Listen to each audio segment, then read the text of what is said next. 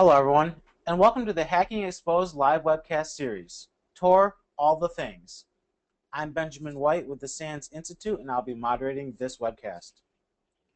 Today's featured speakers are John Pescatori, Director of Emerging Security Trends with SANS, George Kurtz, co-founder of CrowdStrike, and Jason Geffner, Senior Security Researcher with CrowdStrike. Before I turn things over to the presenters, the Q&A portion will take place at the end of the webcast. Please feel free to submit your questions at any point by using the chat window. Right now, I'd like to introduce one of our featured speakers, John Pescatori. Okay, thanks, Ben, and welcome, everyone. Welcome to another in the Tool Talk series SANS puts on, where we work with innovative vendors of technology, products, and services in the security field to set up a two-way dialogue between you, the people buying and using these products to help increase your business's security, and the people building and selling those products. The more we can keep that dialogue going, the better tools we'll get, the better we can fight the good fight in security.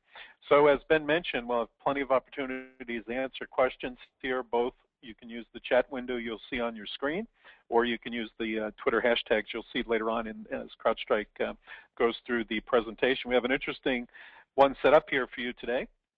We're going to talk about the use of Tor and tools like Tortilla to gain a measure of privacy and anonymity when we're doing things like security research and penetration testing. Sort of a good topic, and all the press around various government agencies surveilling things and other things that are going on where even the good guys need to have some privacy and anonymity as we go about our daily security days. So with that, I want to thank CrowdStrike for sponsoring this so we can continue this dialogue, and I'd like to turn it over to George Kurtz, CEO of CrowdStrike. Over to you, George. Great, thanks, John. So next, yeah, there we go. So always a pleasure to present with you, John, and SANS. This is part of our webcast series on Hacking Exposed. Got myself, George Kurtz. I'm the founder, CEO of CrowdStrike, and we'll talk a little bit about CrowdStrike later. Obviously one of the authors of Hacking Exposed, and spent a lot of time in the security industry. So it's always exciting to have a great audience and talk about some of the free tools that we're putting out, giving back to the community. And I want to spend a little time just going through the agenda, and then I'm going to turn it over to Jason Geffner, one of our rock star researchers. So next slide, please. Thanks, George. Hi, everybody. My name is Jason Geffner. I'm a senior security researcher with CrowdStrike, where my job is to reverse engineer malware and exploits that have been developed by nation-state adversaries and organized crime groups. And I also do intelligence research to attribute the malware, exploits, tools, and C2 protocols to unique actors. A little background on me: before I was at CrowdStrike, I was a principal security consultant and account manager at NGS Secure, and before that I was a reverse engineer at Microsoft, where I was the owner of the Windows malicious software removal tool, also known as the MSRT. George? Great, thank you. So a little bit about the Hacking Exposed live webcast series. We do this on a quarterly basis in conjunction with SANS, and I think, as this audience knows, SANS has done a lot for the community, and we're also proud to help out from a community perspective and be able to present with them with respect to our Hacking Exposed series. So in typical Hacking Exposed fashion, let's go to the next slide. Let's run down our agenda and talk about what we're going to focus on. As you know, from probably being a reader of the Hacking Exposed series, we'd like to really give you hands-on demonstrations of cool tools and techniques that you can use in your daily fight, if you will, against the bad guys. We're really excited to talk about Tortilla, which is something that Jason and the CrowdStrike team have put together, which is a really innovative tool that we developed for doing security research in an anonymous fashion. And as John mentioned earlier, it's probably a very timely topic given all of the revelations that have come out on government surveillance around the world. It certainly has other applicability. From an agenda perspective, We're going to go through the need for anonymity. We're going to talk about Tor and its background. Again, if you're a reader of the book, you know there's a whole section on Tor and Hacking Exposed 7. We'll talk about why this tool is a little bit better than some of the browser bundles and the existing solutions. We'll also talk about our architecture. Of course, no hacking exposed. Webcast would be complete without live demos, so we're going to go through some live demos of actually using tools through Tortilla. We'll pay the bills a little bit with CrowdStrike, and we'll talk about what we're doing from a targeted attack and big data platform perspective, as well as our services around incident response, and then we'll focus on next up for Hacking Exposed. So with that, I'm going to turn it over to Jason. Jason's pretty humble, but I think he's the only guy in the history of Microsoft, I could be wrong, or maybe overstating this, that held the reverse engineering title. So he's one of our rock stars, and he's done a great job with this. Jason, over to you. Thanks so much, George. So security researchers have an everlasting need for anonymity. And when you think about it, a lot of us, when we're reverse engineering malware or trying to track down an adversary, we need to do things like communicate with command and control servers because we want to see what commands are being sent down from an adversary to an infected computer. But of course, we don't want the adversary to know that we're the ones who are researching them.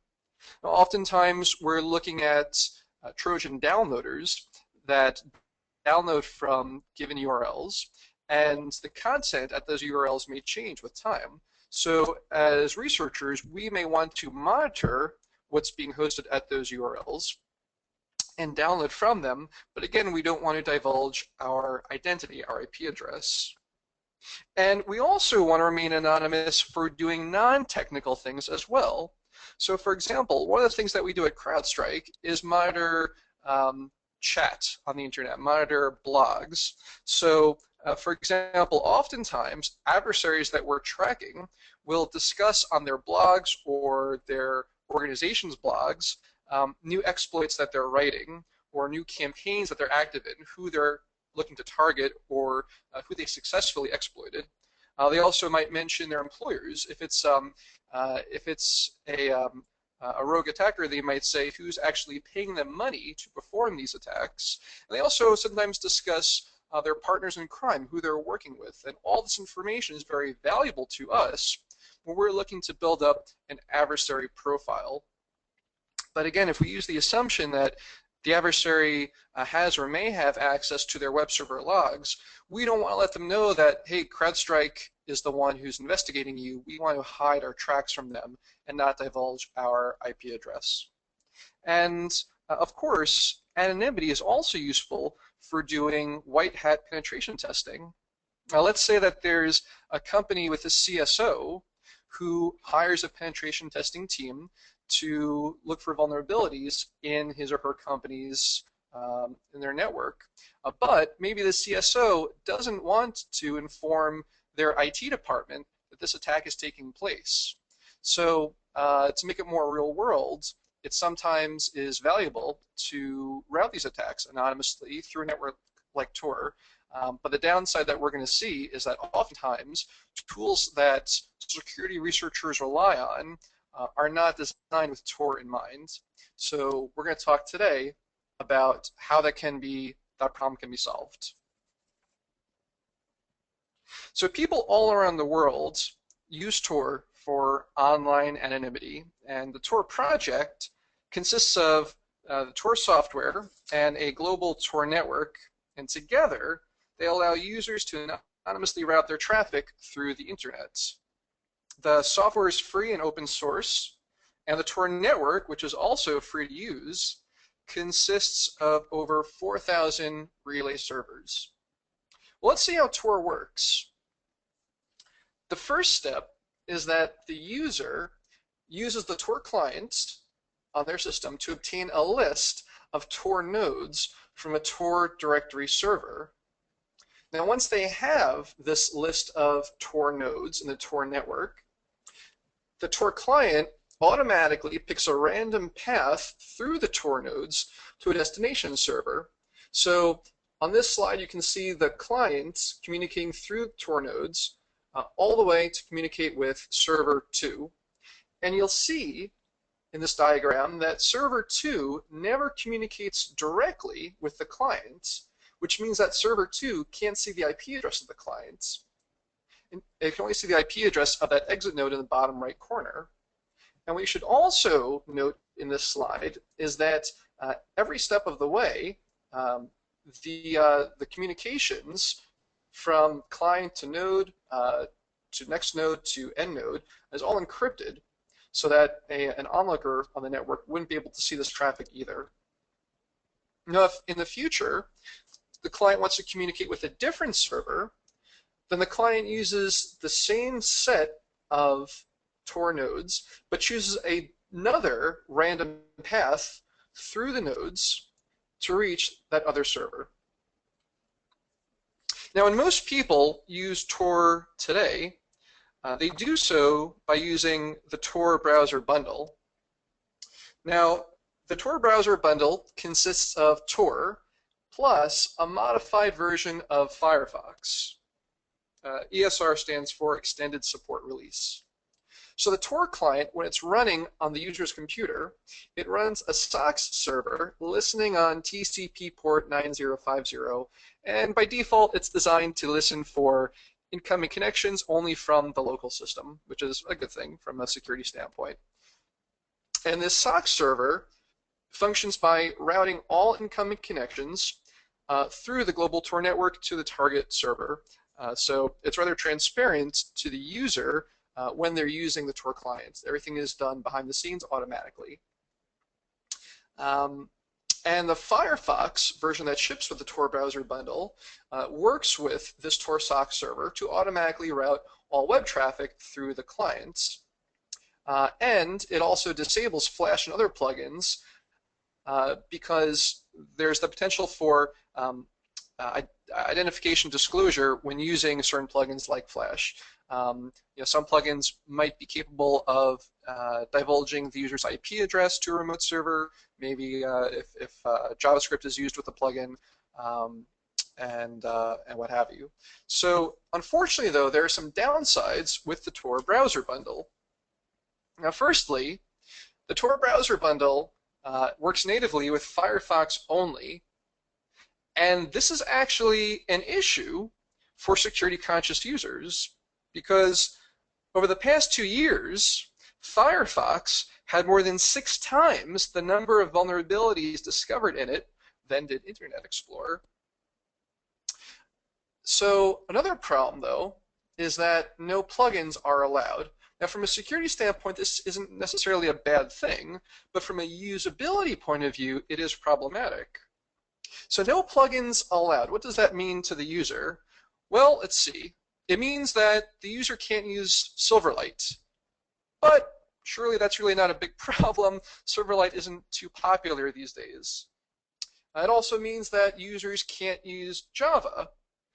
And that's probably a good thing from a security standpoint. But it also means that users can't use Flash. And while HTML5 is set to replace Flash, the current reality is that Flash is still a requirement for many of the most commonly visited websites. The other problem, though, with Tor in general is that most software does not natively support TCP proxying via SOCKS. And even for the software that does support proxying via SOCKS, chances are it probably doesn't support DNS proxying via SOCKS. And what that means is that if DNS requests get sent out to the user's regular DNS server, then those DNS requests are going out in plain text over the internet, which could help divulge the researcher's activities, thereby defeating some of the purpose of using something like Tor to begin with. So then what would we say would be the ideal Tor solution? Well, firstly, we'd want to be able to transparently route all TCP and DNS traffic through Tor. And by transparently, we mean that we don't want to require any application to have native support for Tor or to have native support for any sort of proxying at all. We want this to work with all networked applications, regardless of how they were initially designed. And secondly, we don't want to allow any network traffic onto the internet unless it goes through Tor, meaning that no packets should ever touch a network card unless they're going through Tor, and that everything else but Tor traffic should be dropped on the host system before it ever reaches the physical network card. Now, next, Windows has a 90% market share on desktop computers, and typically when anyone is writing any sort of tool for the community at large, we want to keep our user base in mind. So given that 90% of the market share in desktop computers is Windows, we don't want to require the typical user to have to install or use an operating system with which they're not familiar. So we want to make sure that this would run on Windows very easily. And we also want to make sure that malware can't circumvent the Tor tunnel and communicate directly with the internet. I mean, because if you look at the Tor browser bundle, and if we think about a researcher using the Tor browser bundle to go to a malicious website, or even a legitimate website that's been compromised, well, if Firefox gets exploited through the Tor browser bundle, well, then that exploit code could carry malware as a payload, and that malware could circumvent the Tor tunnel on the system, thereby divulging the user's identity, which again we want to make sure that we avoid for this ideal Tor solution. And lastly, we want to ensure that we don't require the user to pay for any extra hardware or extra RAM to support multiple unnecessary virtual machines. So let's look at some existing solutions and their pros and cons. Well, firstly, we have hardware-based transparent proxies. Now, I'm sure a lot of you have heard of products such as Onion Pie and Portal, and they're great products. They really are. But on the downside, they are extra hardware components, and hardware just is not free. So that defeats one of our requirements because using a hardware-based transparent proxy does cost money. And if they're not properly configured, it's possible for malware going through one of these hardware-based transparent proxies. If it's suitably privileged, the malware might be able to jump to a different Wi-Fi network and actually circumvent the Tor tunnel that was being provided by one of these hardware-based transparent proxies. All right, the next type of solution is a software-based transparent proxy. Now, Tor natively comes with transparent proxying functionality. The only problem is that it doesn't work on Windows because it relies on dev.pf.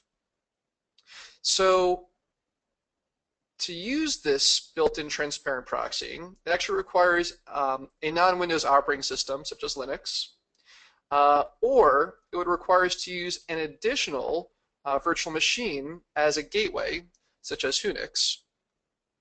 But again, setting up an additional virtual machine gateway just to act as a Tor gateway for the host system seems rather unnecessary because virtual machines require extra RAM, and RAM is hardware, and hardware is not free. Same problem as before. Another solution is to use an operating system that's designed with the specific intent to anonymize the user's online activities. So there's an operating system called Tails that's designed specifically for this, but it's Debian-based. It's a non-Windows-based system, which again brings the concern of, well, will most desktop users feel comfortable using this? And then lastly, there is the solution that involves using hooks. So there is software called TorCap that's available for Windows that routes WinSock traffic through Tor transparently, and it works very well, but the only downside is that since these hooks are done in user mode, then malware can circumvent these hooks and circumvent the Tor tunnel and thereby divulge the user's identity. But if you think about it, even if this type of hooking solution was done in kernel mode, then sufficiently privileged malware could still circumvent those hooks. So what we want to make sure of is that any solution that we develop can't even be circumvented by kernel mode code, malware running in the kernel. So this all begs the question, how can we securely wrap Tor around internet traffic? And the answer is Tortilla. Now, before I go through the architecture of Tortilla, I do want to read a brief disclaimer, and here it is.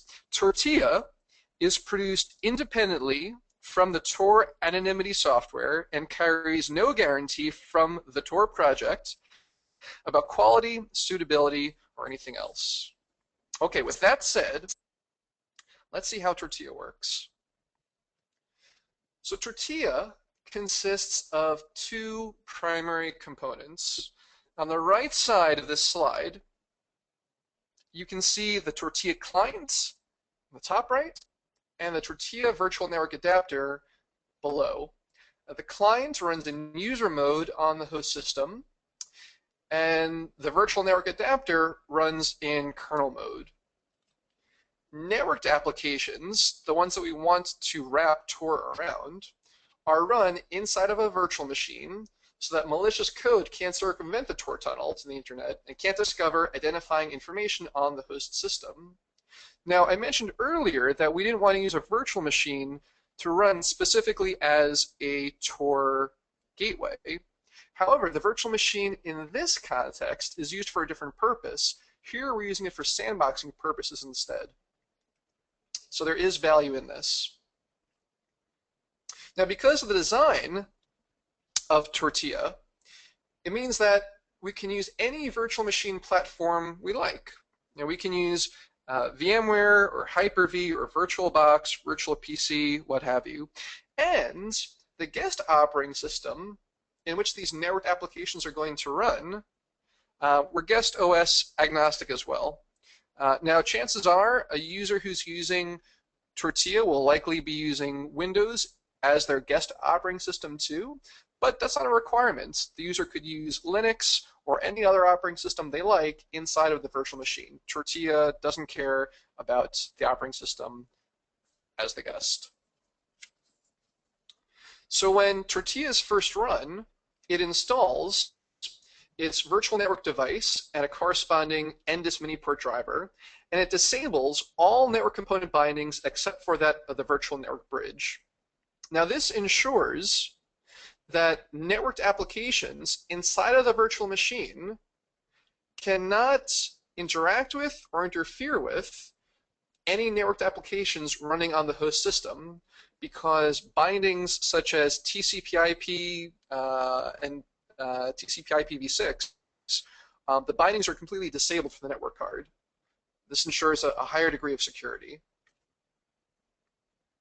And the user, after first running Tortilla, configures their virtual machine platform to bridge the virtual machine's virtual network card to the Tortilla adapter so that the virtual machine can communicate directly with that adapter running in kernel mode on the host system. Now, the Tortilla client running in user mode receives all layer 2 network traffic from the virtual machine's network card. And the Tortilla client consists of several components. Firstly, we have the DHCP server, and along with that, we have a very simple ARP responder, and in conjunction, those two components give the virtual machine a DHCP-based IP address. And we also have a DNS server, but it is a special DNS server designed specifically for Tortilla. Now, this DNS server listens for DNS queries and parses them, extracts the queried hostname or IP address for, depending if it's a reverse DNS lookup or not. It repackages these requests and then performs the DNS lookups via Tor, and has the Tor exit node actually do the DNS resolution. Now, once the Tor exit node responds with the DNS resolution, the DNS server in the Tortilla client again extracts the response and repackages it again as a DNS response to send back to the virtual machine. And the Tortilla client also consists of an open source, or the open source lightweight IP stack, and that's used to proxy TCP sessions between the virtual machine and Tor.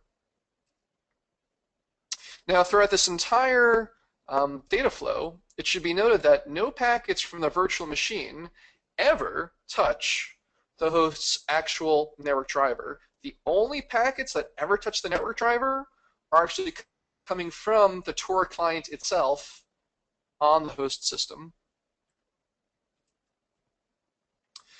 Now, Tortilla is open source, and we designed it to support all 32-bit and 64-bit versions of Windows for the desktop, from Windows XP all the way through Windows 8.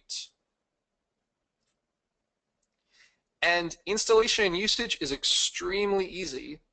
Tortilla ships as a single executable called tortilla.exe, and when it's first run on a system, it extracts an ini file in the local directory, or the current directory, if that ini file didn't already exist, and it extracts its driver as necessary. It then installs the driver if it wasn't already installed, and it disables those network component bindings that I mentioned earlier. Now, once installation is done, it establishes, the client establishes a secure communication channel between itself and the driver, and the client begins listening for layer 2 packets received from the virtual machine. Now, the client will act on DHCP, ARP, DNS, and TCP packets. Everything else, whether it's UDP packets that aren't DNS-based, or IGMP packets, or anything that's not specifically DHCP, ARP, DNS, or TCP, it's all dropped and ignored. And Tortilla also has the option, configurable in that ini file that I mentioned, to store all traffic sent to and from the virtual machine in a PCAP file on the host system. And because it's on the host system, the networked applications in the virtual machine can't see it, so you don't have to worry about malware trying to delete your PCAP. And I also want to mention that the logged traffic in the PCAP includes all traffic, even including traffic that was dropped. So, for example, I mentioned IGP a moment ago, or say ICMP. If it's sent from the VM, it will be dropped, but it will be recorded in the PCAP to ensure that nothing is missed. And uninstallation is extremely easy because of a minimal system footprint. Tortilla makes no registry modifications and no file system modifications. So to uninstall Tortilla, all that the user has to do is delete the executable and the ini file, and uninstall the adapter from the device manager. All right, now let's get to some demos.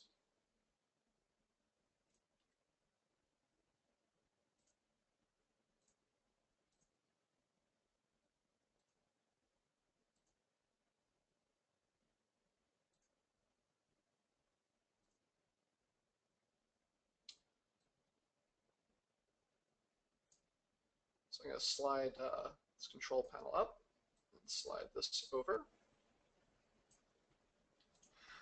All right, so the first thing we want to do is run. Let me just make sure that, yes, everything's visible. Great. First thing we want to do is run Tor.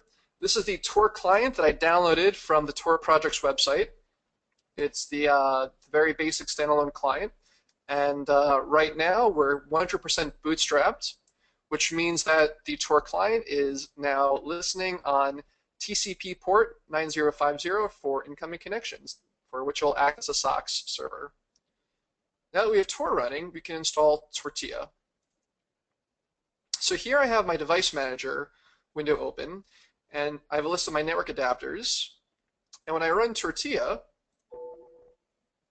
we see the first thing we get is this prompt. Now, the reason that we get this prompt is that the driver that we currently ship with Tortilla does not have a valid certificate. And the reason is that Tortilla is still in beta. So that means that the user would need to configure their version of Windows, their host system, to support installation of unsigned drivers for this beta period. But because Tortilla is open source, it means that users can actually build their own drivers with the open source code and use a legitimate driver certificate, driver science certificate in their driver, so that they actually don't need to boot in test mode, as you can see in the bottom right corner, and don't have to worry about those prompts. All right, so the driver is now installed, as is the adapter. If you look in the device manager window, we have our Tortilla adapter right here. And we can also see that an ini file was extracted. And now what the Tortilla client is doing is it's ensuring that all virtual network component bindings are being disabled, except for that of VMware.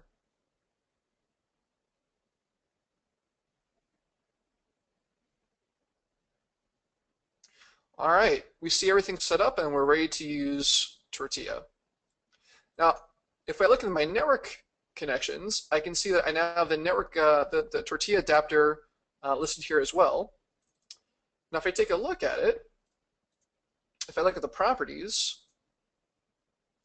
I can see that all these checkboxes for all these binding components have been disabled. And you'll see that IPv6 and IPv4 are disabled as well. This helps ensure that any malicious software running in the virtual machine that's going to be communicating with the Tortilla adapter cannot interfere with any networked applications running on the host system. The only one that we have still enabled is that for the VMware Bridge Protocol. And all these configuration options can be modified in the ini file. Here we have support for most of the most common virtual machine platforms. All right, so that all looks good. The next thing we want to do is configure our virtual network for VMware so that the Tortilla adapter is accessible to VMware. So we're going to add a new network. We'll just call it VMnet 0. And we're going to bridge this new virtual machine network to our newly installed Tortilla adapter. I'm going to say OK, and once that's all done, any traffic sent on VMnet 0 from any virtual machines in VMware will actually be communicating with our virtual Tortilla adapter. All right, the last thing I have to do is connect the virtual machine to that new VMnet 0. All right, and you see it happens that quickly. The virtual machine communicated with Tortilla, and the Tortilla client already offered the virtual machine an IP address. So I'll just say public network. All right, and it looks like we're now connected, or connecting. Now you'll notice on the left we have this log window of events that the Tortilla client notifies us about. And the reason we see all these DNS failures right now is that sometimes the timeout is too short for the host, or rather for the client, in regard to when the Tor exit node actually responds with a DNS request. Usually this happens right when we start using the system. And you can see right after that, things are starting to look good now. We're actually now getting DNS resolutions. So let's try a demo here. So let's start off by seeing where it looks like we're coming from. So right now I'm using Chrome in my virtual machine. I could be using Internet Explorer. I could be using any browser I like. I'm not anymore restricted to just Firefox. But I have Chrome running, no proxy configuration at all in my browser. And I'm going to go to geoiptool.com, and let's see where it looks like I'm connecting from. I can see all the status updates here on the left. See it doing a DNS lookup, many DNS lookups, and a lot of sockets being opened. And according to geoiptool.com, I'm connecting from California, Fremont, California. And in reality, I'm not in California. I'm actually speaking to all of you now from Austin, Texas. But it appears to the server that I'm not. In fact, this 72.52.91.30 IP address is the IP address of the Tor exit node through which I'm communicating. I mentioned earlier that another downside with the Tor browser bundle is that it does not work with plugins such as Flash. But because we're routing all network traffic now transparently through Tor, it means that Flash should work, as will any plugin. So I'm going to go to YouTube. And we see here DNS queries for youtube.com. Connections being made. It's important to note that when I go to YouTube, even though I'm using plugins, the plugin will only be able to see the IP address that's visible to software running inside the virtual machine itself. And at no point is my host system's IP address, or of course any files or documents on my host system, ever accessible to the virtual machine. And of course, one of the downsides with using Tor at all is that sometimes the Tor network is a bit sluggish. But of course, that is a Tor-specific problem, not a Tortilla issue. All right, so here we see a video loading up.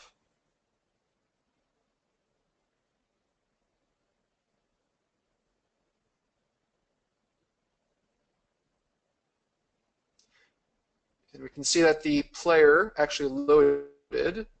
And again, Tor can be somewhat sluggish sometimes, hence the download latency. But we see a video playing, and we see our fearless founder, George, talking. So Flash does work. I'm going to pause this here. But you can see that if I right-click, this is indeed the Flash player. This is not an HTML5 video on YouTube.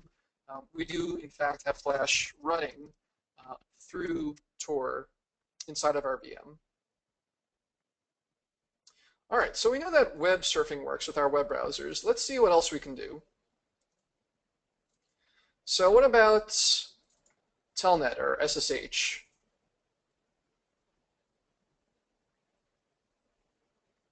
Here I'm connecting to sdf.org. Again, we can see the DNS query. We got a response through the Tor network.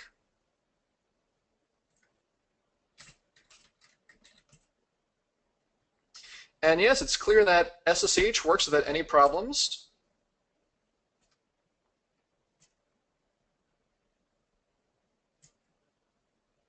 And if I look at my environment variables in this remote shell, according to the server, I'm coming from IP address 178.238.223.67.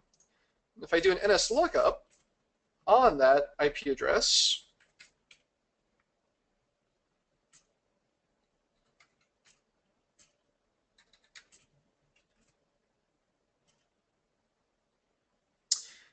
it looks like vpn.battleguard.net. And you'll note that that IP address and that host name are actually different from the IP address and host name that we saw when going to geoiptool.com. And the reason is that, if you remember, whenever the Tor client, which is running on the host system, connects to a different server, it chooses a different random path through the Tor network. So whereas a few seconds ago I was connecting to a server and used one IP address for my exit node, now I'm connecting to sdf.org using a different exit node. This time it's vpn.battleguard.net. So SSH works. What about something like SFTP? here I am connecting to Juniper's FTP server with FileZilla. And again, like before, I did not configure any proxying options at all in FileZilla. I'm just using it in its vanilla form, you could say.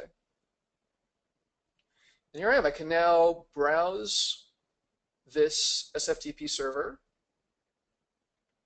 all through Tor, all anonymously, all without divulging my identity.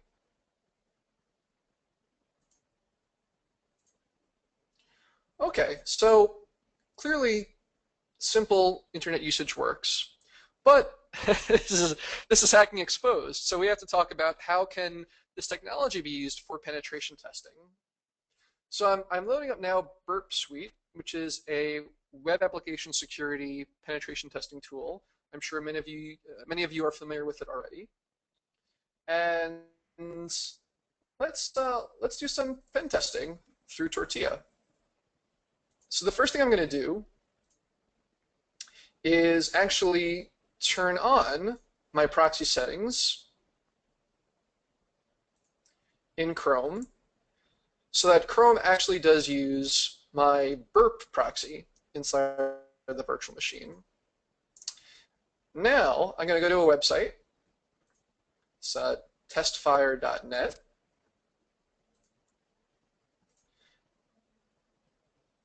And it looks like a banking website. Now, of course, we're all white hats here, hopefully. And this is not a real banking website. This is actually a website hosted by IBM for testing purposes. But if I click on sign in, it's bright and red and hard for me to miss it. Let's try signing into this web application. Username, I'll enter hello. For my password, I'll use world. So hello world is my username and password, and I'll try to log in. Login failed. Well, let's see what it looks like in Burp. Well, in Burp, I can see the post that my browser just made. And here I see my user ID and my password, hello and world, with login as the value for button submit. So let's say we want to do pen testing to see if this login functionality has any vulnerabilities. Well, I can right-click on the post that I just made and do an active scan. And now we see all these connections being made slowly but surely in the window to the left in the Tor client, showing connections made as the scan is being done. And already I see 2 issues were found by Burp. It's only 25% done now, and I see the request number going up. So I'm going to give us a little time to get to 100%. I'm going to minimize this while it's going. And let's look at another tool. How about Nmap? And what server should we scan? How about crowdstrike.com?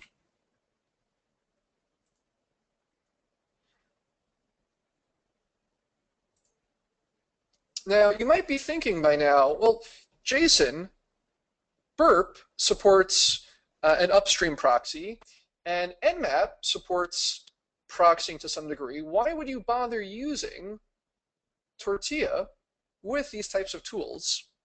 And the reason is that let's say that there's a vulnerability in Nmap, or let's say that there's a vulnerability in Burp. Well, if I'm scanning a site that tries to exploit one of those vulnerabilities, it's very valuable to me to actually run these types of scans inside of a virtual machine as opposed to running it on my host system, which could be exploited. So you see here that the Tor client, not the Tortilla client, but the Tor client itself, actually runs out of connections that it can accept while we're doing this scan with Nmap. Now, even though the Tor client is limited on how many connections it can accept at a time, the Tortilla client is not. The Tortilla client was actually updated just a few weeks ago to use asynchronous TCP sockets, so it can support effectively near an unlimited number of concurrent socket connection attempts. Well, while the Nmap scan is still running, and we can see here port 22 is not open, port 5190 was not open on CrowdStrike.com, etc. Let's go back to the burp scan that we were doing.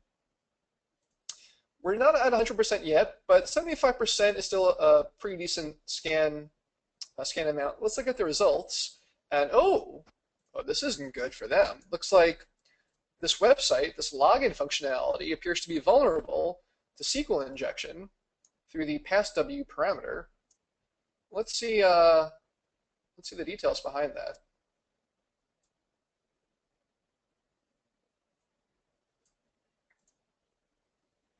So my request that Bert made included an apostrophe at the end of worlds. And what's the response that we got when actually that request was sent? The response from the server when that apostrophe was included is syntax error in string and query expression, username equals hello, and password equals world. So it looks like we might have a SQL injection vulnerability here. If we look a bit further down, we can see the stack trace system.data.oledb, and this suggests to us that the backend database is a Microsoft Access database. So what we can do now is actually use, looks like Nmap's done. Open ports 80 and 8443. All right. But going back to this banking website, let's open up, let's use the tool SQL Map to actually try to see how, what information we can get from this SQL injection vulnerability. So I'm going to copy this URL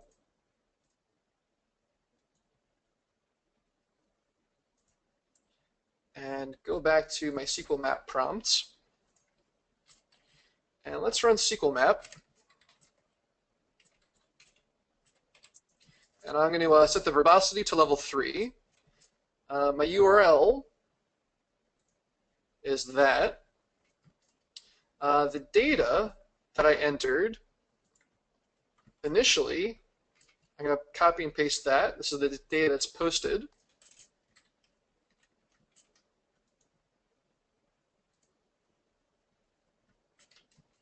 And I can see that the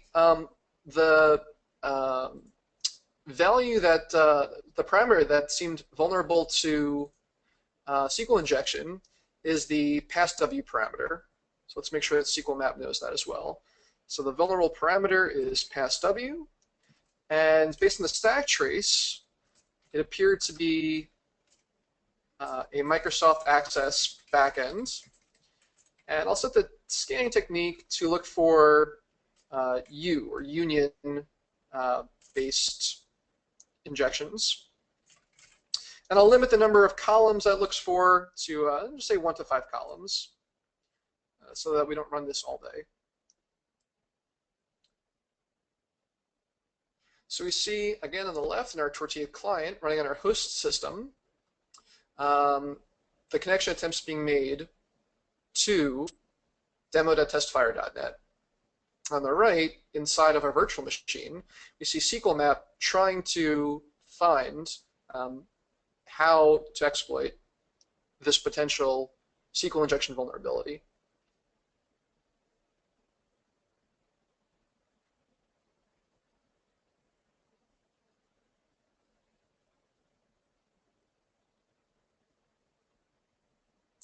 So here we're seeing trying 1 column, 2 column, 3 columns, 4 columns, and 5 columns.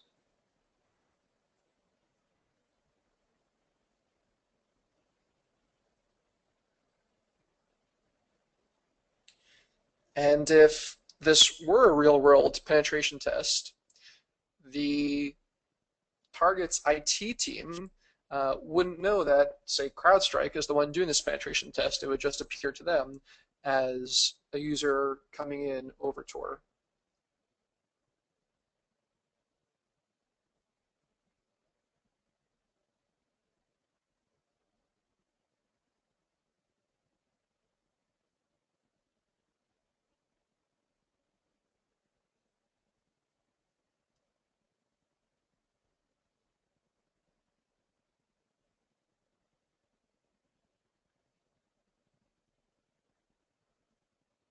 and the SQL map functionality should be wrapping up soon.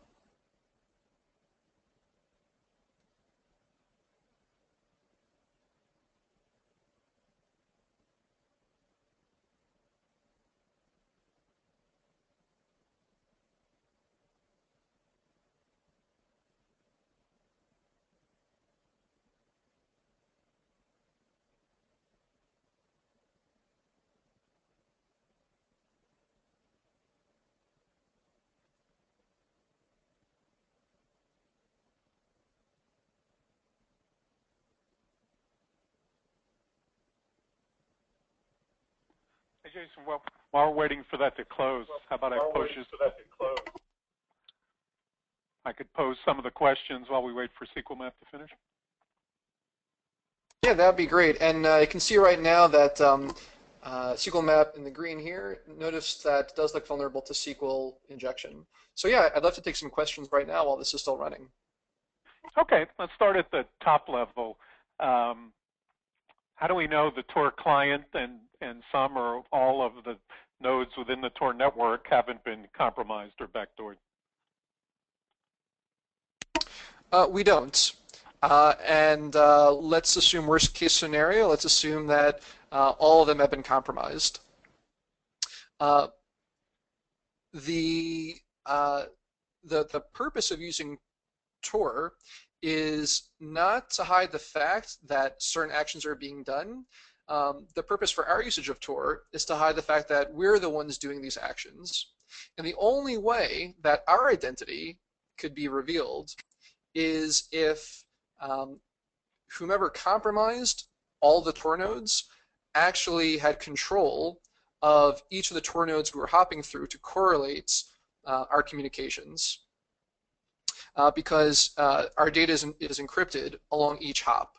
So if one adversary controls the first Tor node we go through, and a different adversary controls the third Tor node we go through, then it still isn't clear to either one what we're doing or who we are. So even if all Tor nodes are compromised, the only true risk is if an adversary controls all or most of the Tor nodes. Well, since CrowdStrike's using this, you feel confident the Tor client itself has not been compromised or backdoored? So the Tor client is open source. I personally have not done a review of the client code, although I am confident enough that it has not been backdoored. My expectation, at least from what I've seen from looking at countless PCAPs, is that there's not appear to be any backdoor, and I think it's had enough eyes on it over the last several years, especially by very, very, very paranoid people, people who are much more security paranoid than I am with respect to their anonymity, have reviewed it as well. So I'm confident enough to use it with the expectation that it is not backdoored. Okay, had a point question. Do you think running this on Onion Pi, the Raspberry Pi-based Tor router, is a viable solution, a viable sort of pocket-sized way of doing this? I mean, obviously, the Tortilla software runs on Windows, but is that a viable platform for a similar type solution?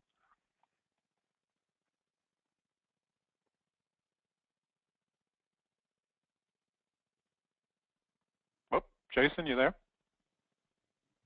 Oh, I'm sorry, my mic tapped out. Yeah, so Onion Pi is a great product. The problem is that it's possible for, let's say I wasn't using a virtual machine when I was using Onion Pi, and I just had software running on my host system connecting through Onion Pi, as it were, through that Wi-Fi network. It's possible that malware could actually change the Wi-Fi network to which I'm connected to, say, my neighbor's Wi-Fi connection if it's not protected, and then my identity would be revealed, or at least my neighbor's identity would be revealed, because that Wi-Fi jump point is no longer the Onion Pi network. Okay. Now that sort of leads into, there's a question, I sort of doubt there'd be time to do it in the time remaining, but comment was, might help us visualize that how the VM or to trust the VM sandbox approach, that nothing can break out of it. If you demoed some exploit trying to break out, trying to run in that environment and showing that it couldn't break out of the sandbox. I don't know if that's a simple thing to demo, or that might be something you can point to later on. We can show people a way to see a demo of that. Yeah, we don't have a demo. We actually don't have time for that demo right now. It still is a virtual machine that we're running in. So as long as you trust your virtual machine, then I think that that virtual machines have been around long enough that security researchers trust them to be safe enough when evaluating exploits and whatnot. So I want to move on to George. He's going to talk about CrowdStrike in a bit more detail in the remaining time that we have. George, take it away. Yeah, thanks, Jason, for a great presentation. And again, really excited that this is open source. The community can use it. They can look at it. They can play with it and do what they want with it, and for their own use in terms of security testing and malware testing, etc. Wanted to talk a little bit about CrowdStrike, who actually sponsor this. So what do we focus on? We've been pretty busy on our end. We are a big data analytics company focused on technology that allows customers to understand if they have targeted attacks, zero-day detection, prevention, as well as endpoint activity monitoring, even we call retrospective forensics, with very detailed monitoring of what happens on a system, all infused with our security intelligence. We also supply security intelligence to, I call it government quality intelligence, to the private sector, very robust subscription service focused on various adversaries, indicators that can be consumed in snort and Youre format and used within your own organization. And then on the services side, we've got pre and post incident response. We do a lot of the large incident response engagements around the world. We've got some of the best folks from many different organizations that are focused on helping customers respond. We also have something which we call next generation pen testing, which is more of an adversary simulation. So as many of the folks know, I spent a lot of time in this space when I started Foundstone, what we did there, as well as in the book. And this goes beyond the sort of ports and protocols and scanning, but really focuses on simulating what a target attack looks like, being able to get into an organization, laterally move about the organization, and really helps demonstrate the need for broader coverage around targeted attacks. So if you have any questions or information, you can hit our website. You certainly can hit us at any one of the email addresses we have, info@ or sales@. If you want to demo the technology or the intelligence, or want to talk more about the services, certainly reach out to us. We've got some fantastic folks on the team, and when you look under the hood and see what we're doing from a technology perspective, I think you guys would be pretty excited about it, particularly if you're an incident responder and have to deal with identifying these targeted attacks. We can take what would normally perhaps take weeks to find in a matter of almost seconds within an organization. So pretty amazing visibility, decorated with our security intelligence and enriched with our security intelligence, and something we're pretty proud of. So that being said, John, if there's other questions, we can take those, or I'll turn it back to you and focus on, well, I should at least mention this. Next up for Q4, November 13th, we're going to talk about prowling peer-to-peer botnets, which is the next upcoming quarterly Hacking Exposed webcast. So back to you, John. All right, I think you answered this one. There was one last question we'll get to here. I think Jason mentioned Tortilla was sort of the beta version. When it goes to a final product version, it will remain open source licensed, or it's going to turn into a commercial product? No, this is something. No, this is a. We feel pretty strongly about giving back to the community. This will be open sourced. Will be community driven. Again, in the vein of Hacking Exposed. So we'll keep making it better. We'll get feedback from others. If others make it better, we'll incorporate that into the product as well, but it will be open sourced. Okay, great. Well, I think we're just about out of time. For everybody out there, if you have any further questions, George gave you the CrowdStrike URLs for anything with SANS or questions you want to direct our way. You can send it to q@sans.org, Q for questions, and we'll get you any information you need. I want to thank Jason for a great demo and George for the info. In the era of the types of very advanced targeted threats we see today, actionable intelligence, and automation and more tools to help us use the same number of people to more quickly investigate these things and adjust our defenses is critical. So this was some great information. So thanks, George. Thanks, Jason. Thanks again to CrowdStrike for sponsoring it. And I'll turn it over to Ben just to close out the webcast.